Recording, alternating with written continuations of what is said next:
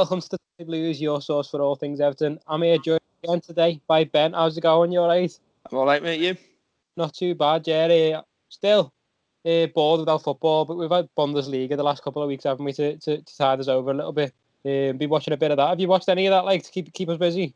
Yeah, I watched a bit of the Schalke game last night, and I watched bits of the Bayern Munich Dortmund game the other night as well. I mean, it's surreal without the crowds, obviously, in the stadiums, although it's in a way, it's sort of, I'm getting used to it a bit more game by game, but I mean, I still have the moral sort of argument for me. I don't think football should be played without fans, but that's another different segment, because, for example, Dortmund have had a home game there against Bayern Munich that they've got beaten.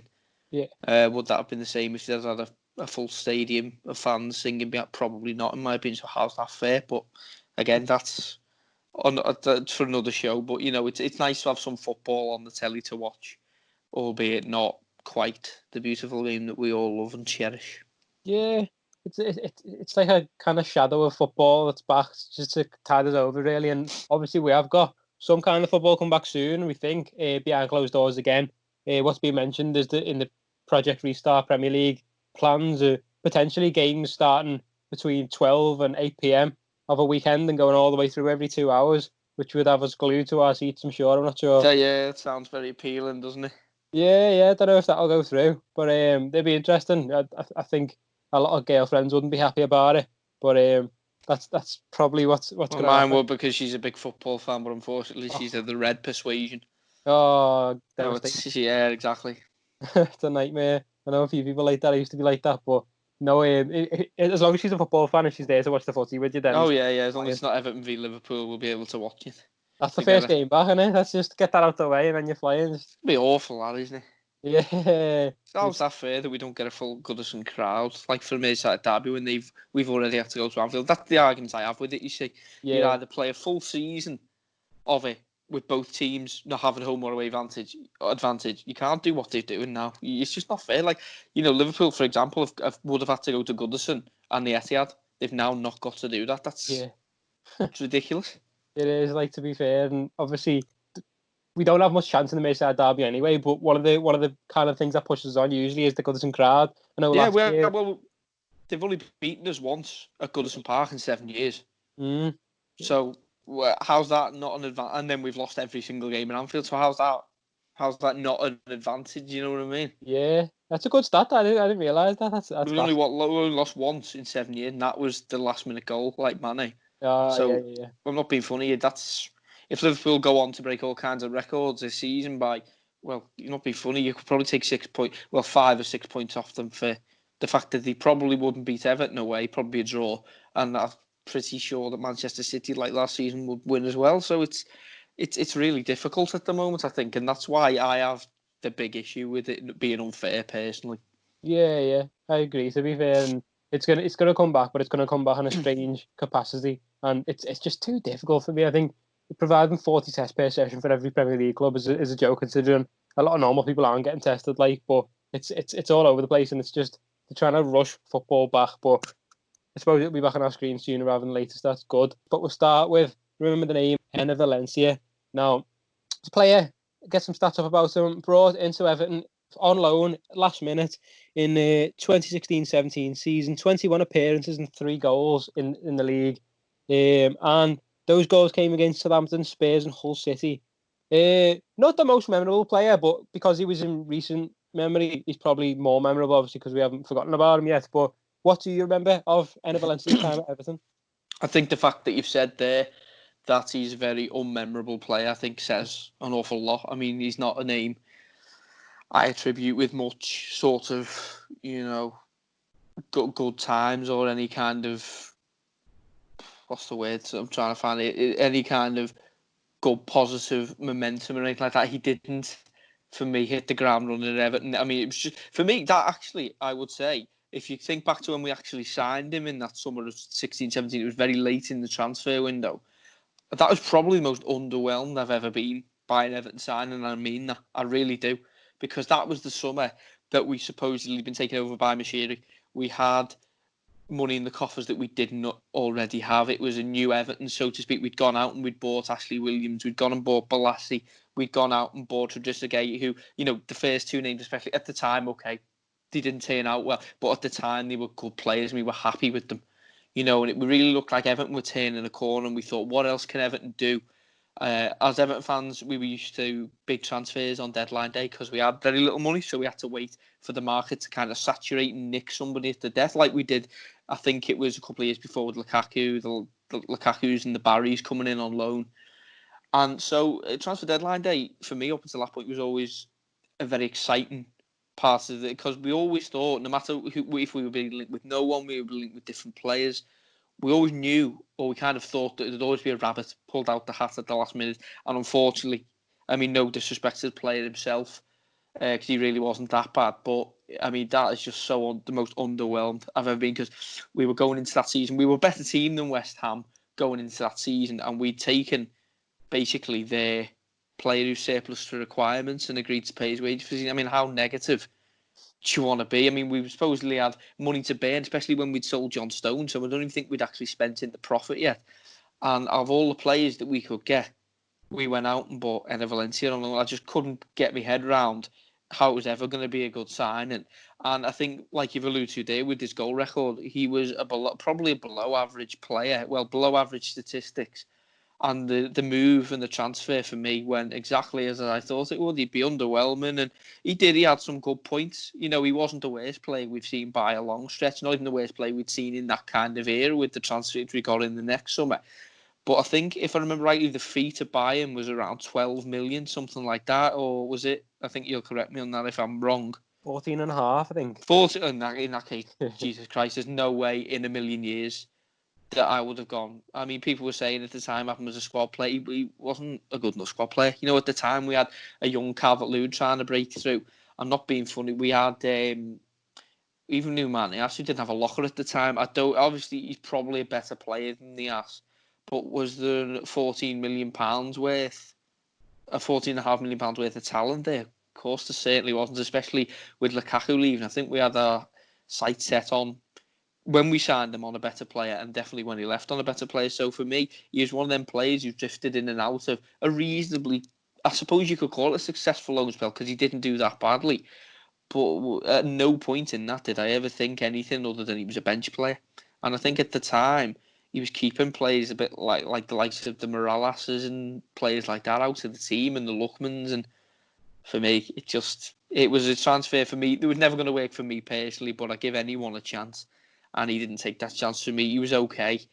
He worked hard, and he scored a couple of decent goals, if I remember rightly, linking up with Lukaku. But sorry, but he was never good enough, and I never was banging the drum for us to sign him permanently. I don't know about yourself. I don't think so either. I think it was I remember watching on deadline day or deadline night. It was really, and it was kind of Everton in for a striker, and we didn't know who at the time.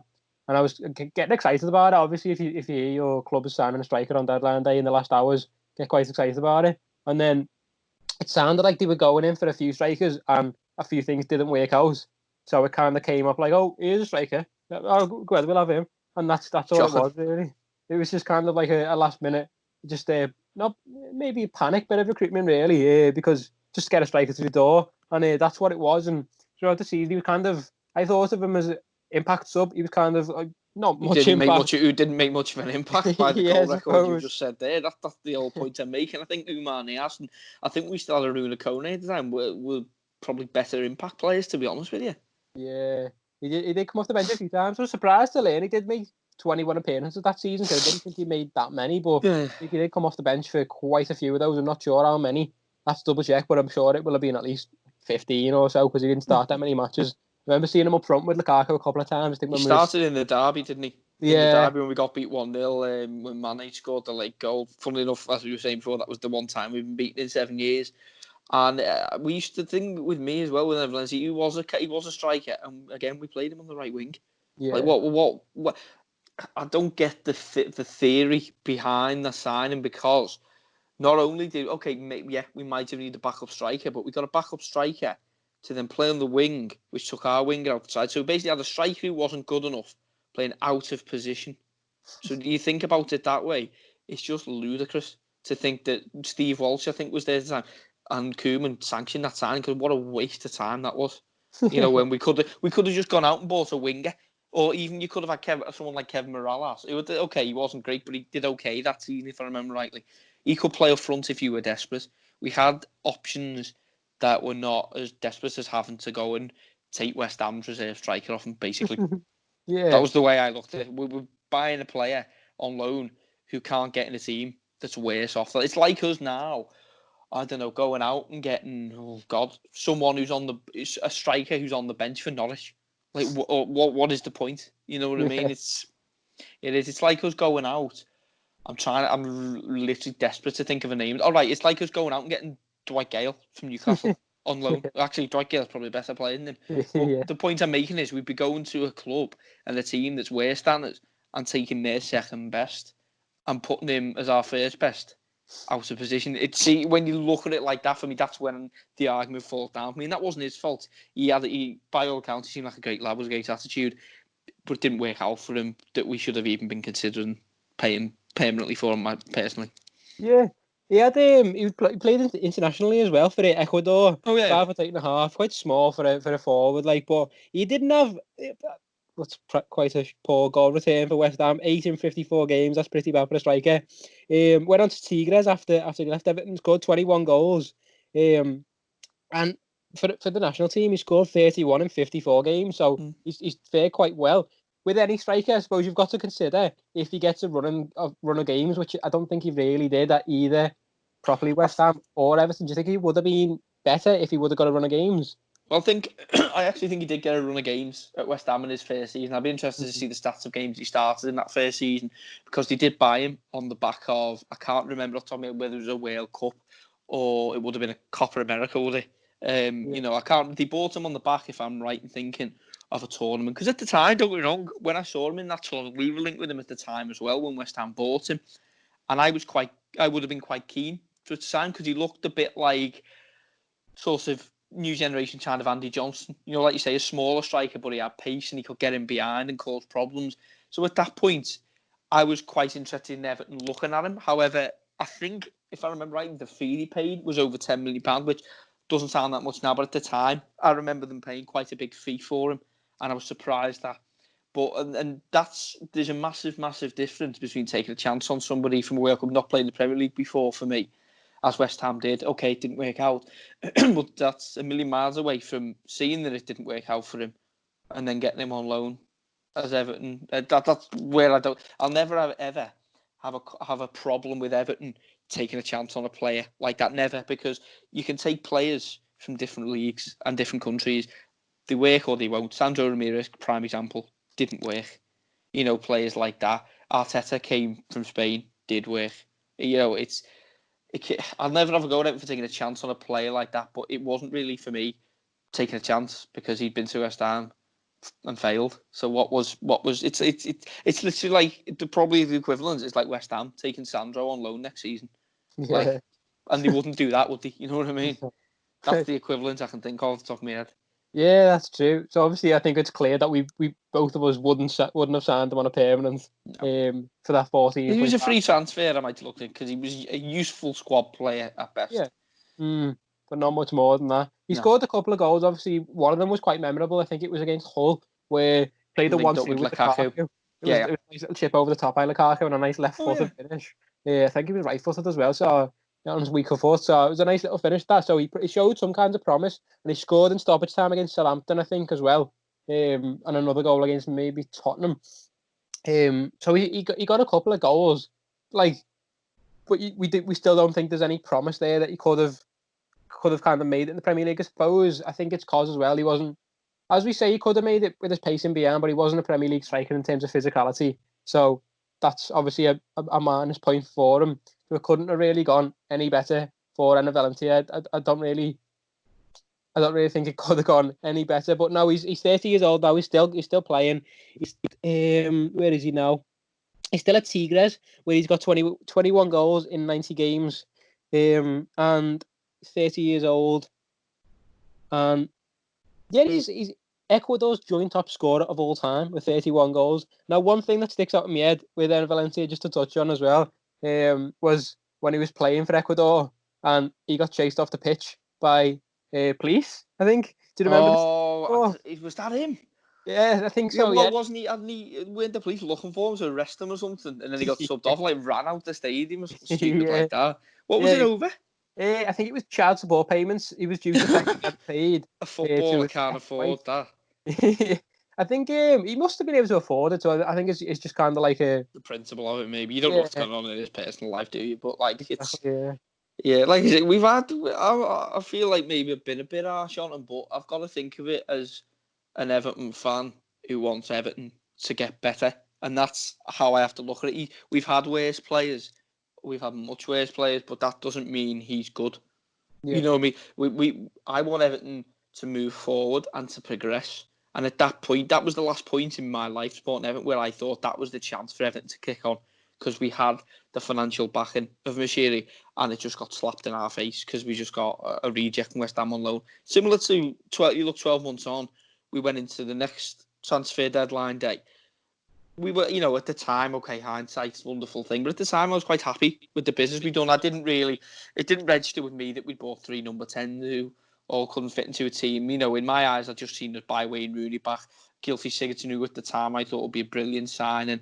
David Klaassen, the captain of Ajax. And then we went into the day knowing we still needed a striker. We just didn't get one. And it was literally, what is the point? So that's 2 summers on the run there where we had the chance to kick on, and we just ruined it by one signing striker who wasn't good enough, and then by not signing one at all. So he reminds me of an era in Everton's history where I think we could have kicked on and we just didn't. And that's not his fault, but I guess he's not the way to have, but I just want Everton to go out and get better, and that was the whole feeling throughout the whole deal. yeah. He's not up to Everton standard, and in a time where you're looking for ambition, he was kind of not not a very ambitious signing at all. So that's all we put that one down to from Enner Valencia. So sorry if you're watching. I don't know if he's lined up for an interview. He's like any of these times, probably not. About a time at Everton. He was a nice guy, and he obviously wasn't a bad footballer, because you look at his record for his country. Just didn't work out for him at Everton, but that for me is because the transfer shouldn't have been sanctioned in the first place. It was the wrong move for the player and the club. Yeah. I think that's what we've got to put that one down to. Yeah. And that finalises it for our segment on Enner Valencia. Remember the name. If you've got any memories as well of Enner Valencia that we haven't brought up, leave in the comments. It'd be interesting to have a look, because I don't can only be 3, can't they? You know what I mean? Yeah, exactly. There's not much more than that, apart from obviously getting chased off the pitch. But a strange signing, but one that obviously didn't work out and didn't look like it was going to work out. But yeah, thanks a lot for watching, and let us know if you have got any memories. And yeah, join us next time on the Toffee Blues.